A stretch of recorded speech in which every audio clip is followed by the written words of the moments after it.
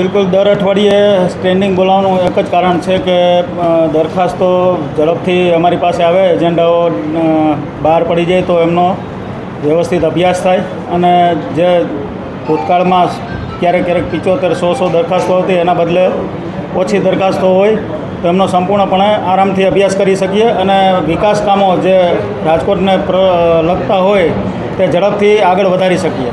ખાસ તો હવે શહેર પ્રમુખ પણ હસ્તક્ષેપ નહીં કરે, એમની અધ્યક્ષતામાં પહેલાં બેઠક મળતી હતી, સંકલન હવે નહીં મળે.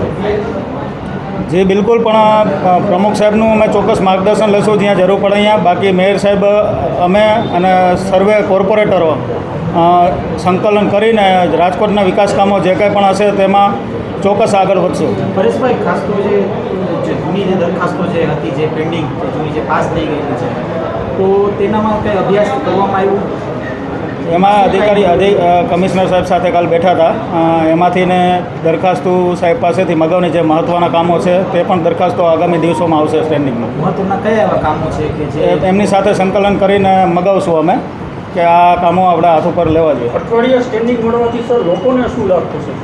અઠવાડિયે સ્ટેન્ડિંગ મળવાથી ઝડપથી સ્ટેન્ડિંગમાં દરખાસ્તો જે મંજૂર થાય અને બીજું એક અમે ઠરાવમાં જે સહી કરીને અહીંથી મોકલી છે તેમાં સ્પષ્ટ ઉલ્લેખ કર્યો છે કે કોઈપણ એજન્સીને 30 દિવસમાં વર્ક ઓર્ડર આપી દેવાનો. ભૂતકાળમાં મેયર સાહેબની અધ્યક્ષતામાં સમીક્ષા બેઠક કરી હતી, એમાં નજરમાં આવ્યું હતું કે સ્ટેન્ડિંગમાં મંજૂર થયા પછી 5-5 મહિના સુધી વર્ક ઓર્ડર નહોતા આપવામાં આવ્યા, જેનાથી 30 દિવસમાં વર્ક ઓર્ડર અપાઈ જાય તો સ્થળ ઉપર કામ ચાલુ થઈ જશે વિકાસના જે કંઈ પણ હોય.